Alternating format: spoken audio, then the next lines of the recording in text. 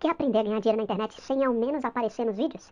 Confere o link na descrição do vídeo. Você tem uma família religiosa? Seus pais eram muito ligados? Então, cara, a minha família, ela tem uma história longa, assim, bem longa, com relação ao evangelho. Porque meus pais, pela conta que eu faço, assim, são a segunda geração de evangélicos, meus avós que aceitaram a Jesus. Então, meus pais são a segunda geração. Só que meu pai teve um problema financeiro numa época da vida dele que foi bem severo, que acabou gerando uma consequência muito grande dentro da nossa própria família. Então, a gente perdeu esse vínculo com Jesus, com a palavra, com a própria vida com o Senhor, durante um gap da minha vida que foi a mais importante, foi a adolescência. Então, eu fui criado na igreja. Quando chegou a adolescência, houve uma ruptura dentro da nossa casa. E aí, eu voltei para o Senhor. Na verdade, eu conheci Jesus de verdade com 19 anos de idade só. Que foi quando eu fui apresentado a Jesus, não pela maneira que eu gostaria, foi num processo de dor bem difícil, mas que foi como quando eu o conheci de verdade. Então, eu conheci fragmentos durante uma boa parte da minha vida. Depois eu fui desconstruído muito, porque vi muita coisa ruim acontecendo.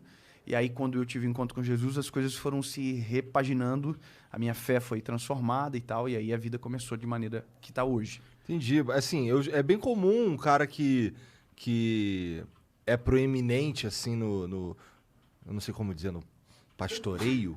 Não é pastoreio, cara, porque o pastorado, ele Pastorado. ele é um ministério local, né? Ele é um ministério de cuidar de pessoas. O meu ministério é evangelista, então eu falo para todas as pessoas então a minha função é traduzir o evangelho de maneira simples. Entendi. É isso que eu faço, para que então, todo mundo entenda. Então eu não cuido de pessoas especificamente, né? Por isso que não é pastorado. Entendi. Tá. Esses caras que são proeminentes no evangelho... Sim, pode ser. Uhum. Geralmente tem uma história, assim, né? De uma transformação profunda que... Assim, eu não conheço, talvez esteja falando besteira, mas assim, eu não... Desses que explodem, saem somente do círculo cristão e acabam viralizando e tal, não sei o quê. Esses caras sempre têm uma história com um encontro com Jesus, assim, de sofrimento. Então, cara, assim, eu penso o seguinte, todo mundo... a gente nasceu, basicamente, nós somos apontados para uma divindade. Nós somos apontados para crer em alguma coisa sobrenatural, a mais do que isso aqui. Né? Então, de uma certa forma, você aceita Jesus de 3 formas. Né? Uma, obrigado, como vocês fizeram agora. Foi maneiraço. Mas eu achei muito legal da parte da Ciola, o jeito dele, muito, tu falou coração que foi muito bonitinho. Puro. Foi mesmo. Eu achei muito bonitinho mesmo.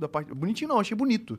Achei, sabe, de verdade. Um bom ele gesto. É muito genuíno, cara. Ele é muito genuíno. Realmente. Sem vínculo político, sem nada disso, mas ele é um cara genuíno.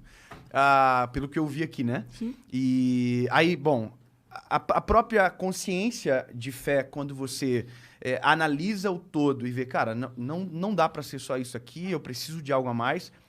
Por exemplo, isso é a própria história do C.S. Lewis. Por exemplo, ele fez essa análise e falou, cara, eu não crer em nada é subestimar a minha capacidade. Saber, é só isso aqui, não pode ser. E a outra é a dor. E a dor é a mais impactante. A dor é a mais impactante porque você conhece não somente o Jesus das Escrituras que foram apresentados em pregações. Você conhece o Deus pessoal, que entra no teu problema, na tua causa, na tua história. Então muda tudo. Entende? Uma coisa é, por exemplo, eu falar pra você, cara, olha, Jesus cura. A outra coisa é você ser curado por Jesus. É totalmente diferente. Então, por isso que os processos de dor, eles intensificam esses personagens proeminentes. Por quê? Porque tem uma história muito profunda por trás. Entendi. Então, quando você experimenta, e foi o meu caso, que eu tive um momento muito difícil, foi só Deus para mudar o quadro e a história, Deus fez. Então... Hoje eu tenho uma pregação que eu carrego, mas eu tenho algo que eu nunca vou poder me esquecer, que foi o que Deus fez por mim lá no começo. Não tinha ninguém vendo, não tinha pregação acontecendo, era só eu e Deus dentro do meu quarto.